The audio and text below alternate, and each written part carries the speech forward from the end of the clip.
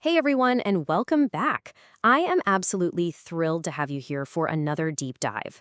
Today we're bringing you a brand new explainer that breaks down a truly fascinating narrative loop from our source material. We're going to analyze a classic case study of cause, effect, and just extreme hubris. Specifically, we're looking at exactly why giving Nobita reality-bending technology literally always, without fail, completely backfires. We'll be tracking the escalation from a really simple chore to absolute mayhem. So grab a seat and let's get into it. So think about this. What actually happens when you mix a massively heavy karaoke machine, a set of magical space pens, and Nobita's famously terrible decision-making skills? Well, it's basically the perfect storm for disaster. I promise you, as we work through this explainer, we are going to see how a simple, well-intentioned household chore rapidly spirals way out of control and unleashes total neighborhood chaos. Chapter 1. A heavy delivery task. Okay, let's set the scene here. It all begins with a very relatable problem, which is guilt.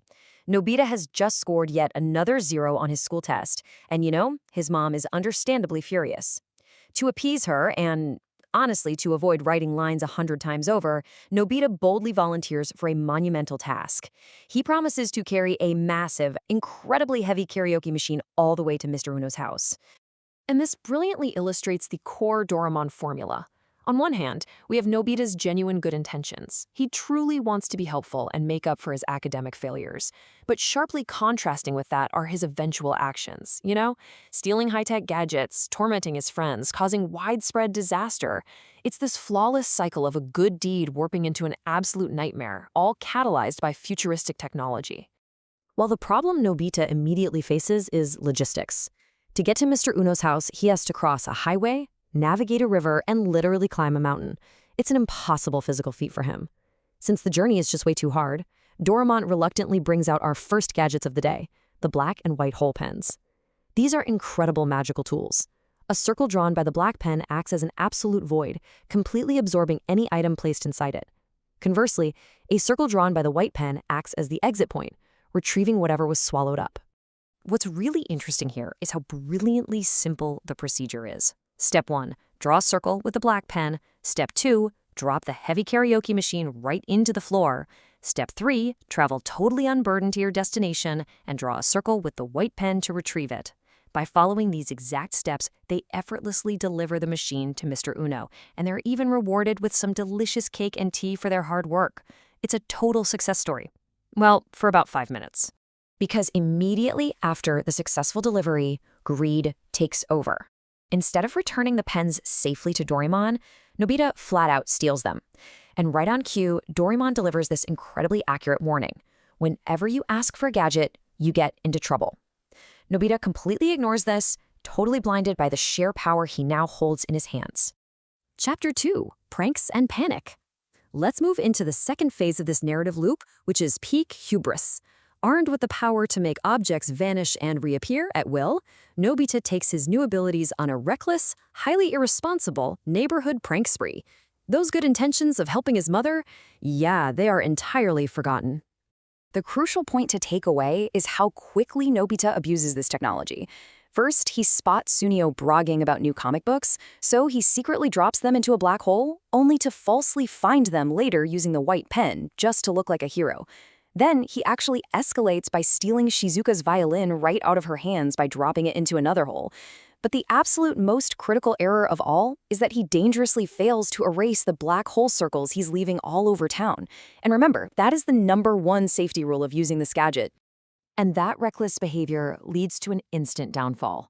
His arrogant confidence quickly turns to utter panic when it hits him. I don't know where I dropped that pen. To his absolute horror, he has completely lost the white hole pen.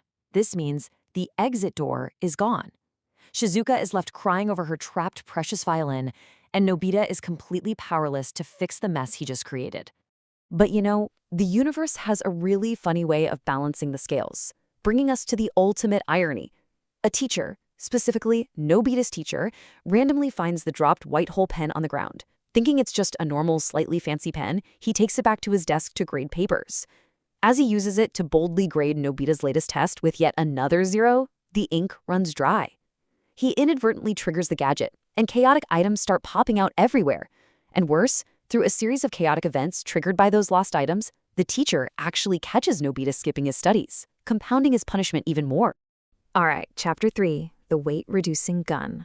So after barely escaping his teacher's wrath and getting heavily humiliated by his classmate Jian's muscular strength on the way home, Nobita thinks he can finally just rest. But nope. He walks through his front door only to be immediately tasked by Doremon with taking out an incredibly heavy load of trash. Once again, Nobita is faced with a physical burden he simply cannot handle. Seeing Nobita's sheer incompetence with the trash, Doremon bails him out again. He introduces our second gadget of the explainer, the weight-reducing gun. According to the source material, this is considered one of the most successful and reliable gadgets in Doremon's entire arsenal. It shoots objects with a specialized beam that instantly makes them incredibly light, effectively allowing the user to completely defy gravity. The mechanics are super straightforward. Point the gun, fire the beam, and lift the item effortlessly.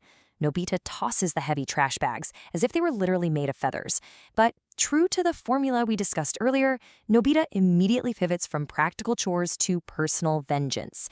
He takes this newly acquired power, runs straight back outside, and uses it to effortlessly lift Jian, the neighborhood bully, with just one single hand. He gets his much-desired revenge and leaves Jian entirely confused. Following that triumph, Nobita goes on what we could call a brief redemption tour. First, he humiliates the bully. Then he actually uses the gun for good, helping Shizuka retrieve a stuck shuttlecock from way high up out of reach.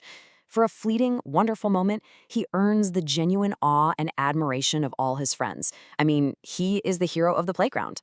Right until Jian and Sunio spot the gun and realize Nobita has just been cheating with a gadget the entire time. Which leads us right into Chapter 4, floating back to reality.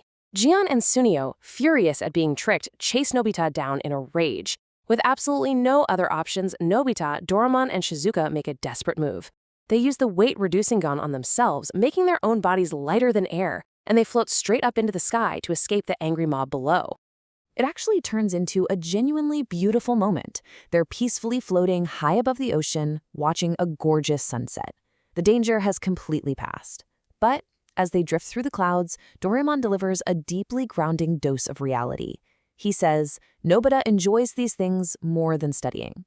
It's a sharp, relatable reminder, just like all of us when we procrastinate. Nobita loves escaping into these gadget-fueled fantasies, but in doing so, he is actively avoiding his real-life responsibilities.